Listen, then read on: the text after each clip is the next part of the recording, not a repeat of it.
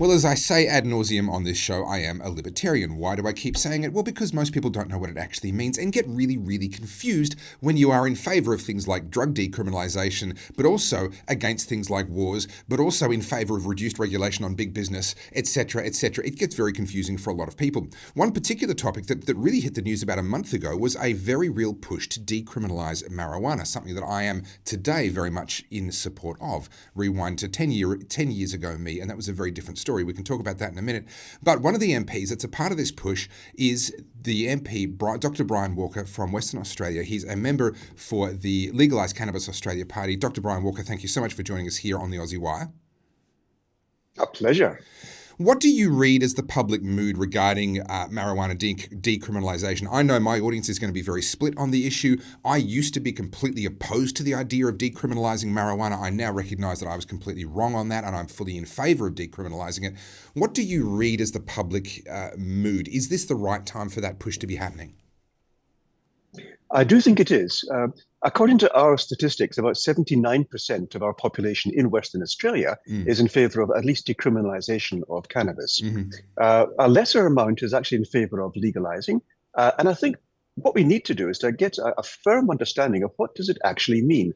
Why would this be a good idea? Because people who are against would be saying, well, it's a dangerous drug, and that's patently wrong. But what we need is to educate people what's actually going on. And that's an exciting step in the future. Well, can you help me to break down then, what do you see as the distinction between decriminalisation versus legalisation? I don't think that's something I've really heard people discuss in the past. The advantage of legalization is that you can actually regulate. We have a law which says from the age of 18, this can be taken, like alcohol, for example. It also means you can regulate that minors under 18 do not have access to cannabis, which is actually very sensible because the growing brain doesn't need alcohol, doesn't need cannabis. And that's unless there's very specific circumstances, then we can talk about it. But that's prescribed. The recreational is very, very different. So looking after our minors, that's a very important aspect of legalizing. Decriminalizing is something entirely different. It simply means the police are not going to arrest you for actually taking part in recreational use of whichever drugs. No, you might think, and I might have agreed with you a few years ago, that that is actually quite a bad thing to do. But actually, it's not true. If you look at the example in Portugal, for example, with decriminalizing of all drugs, including the ones I detest, we find that the gross domestic product goes up, crimes go down, deaths go down, suicides go down, alcoholism goes down. The policing itself takes on a different attitude, not of prescription, but of actually helping the weaker in society. So the police force actually changes for the better, I might add. So decriminalizing certainly has a lot in favor of it, but it does mean that those who are underage and shouldn't be taking these have less of a barrier to using it.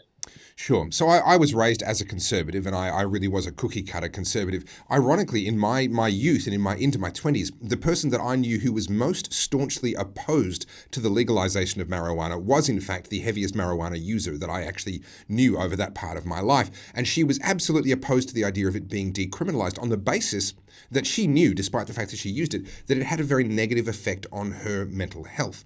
There are people who have concerns about mental health impacts, and there does, and correct me if I'm wrong, there does appear to be some research that would indicate that for people that are perhaps, whether it's borderline personality disorder or various other sort of marginal mental states that people can find themselves in, that marijuana can be very detrimental under those circumstances. What does the research tell us about the mental health aspect of decriminalizing or even legalizing marijuana? That's a very interesting question. The actual concept about the dangers of cannabis comes from the FBI in the 1930s when they tried to scare people, frighten people away from using cannabis. Why did they do that? Well, they wanted permission then to attack the blacks, the Hispanics in the southern states of America. And so they used this transition away from alcohol to prohibiting cannabis. And that way they could invade the homes of the oppressed peoples in the southern states of America. And since then, it's been used as a political tool. So the concept here originally started as a racist, xenophobic attempt to support political doctrines.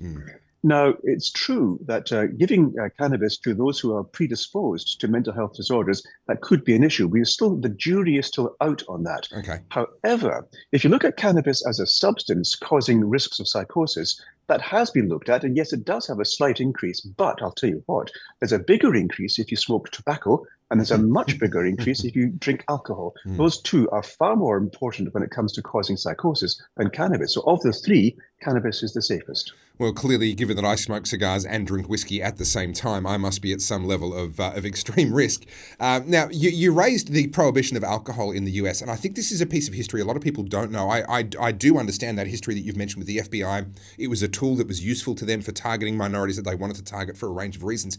But also, the way it emerged out of the collapse of the prohibition of alcohol. Let's not forget, the prohibition of alcohol is what led to the rise of organised crime in the US. It's what makes organised crime syndicates very, very profitable, is that they are willing to take the risk of supplying something that the government has banned.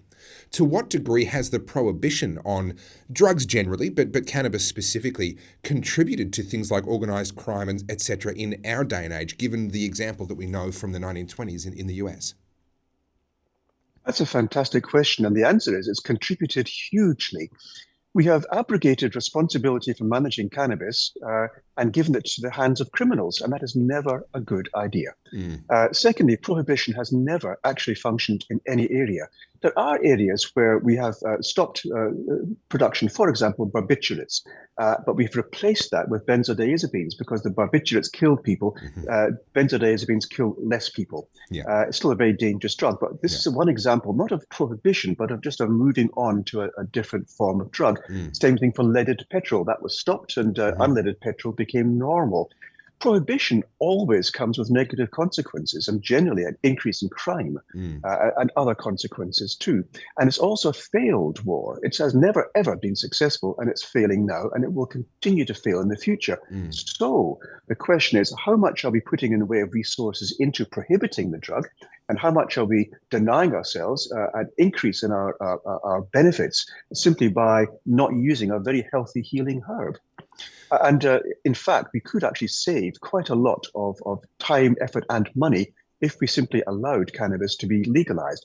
I put out a paper about 3 months ago, an economic paper researched by the University of WA, which showed very clearly, with extremely conservative figures, extremely conservative, that we would have a $1.25 billion 4-year forward estimates profit if we legalized cannabis. That's incredible. Now, everything that you've said there checks out as far as my understanding of the subject. Not that I'm an expert, but I'm a recovering conservative, and so much of what you've just expressed there is in line with the research that I've found.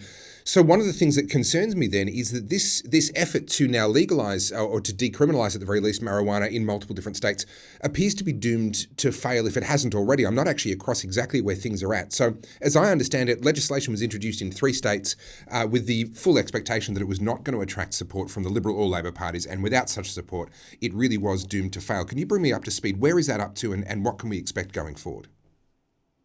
Well, in New South Wales and Victoria, the legalised cannabis party in the upper house does have a controlling influence. So they've got much higher chances of persuading the government it's in their best interests to have more revenue and less hassle by legalising cannabis or decriminalising cannabis. It's moving slowly forward. In Western Australia, we've got a very predominant Labour Party for the moment in both houses of Parliament. And therefore, although their state Labour Party policy is to decriminalise cannabis, at the moment, at cabinet level, it is not discussed.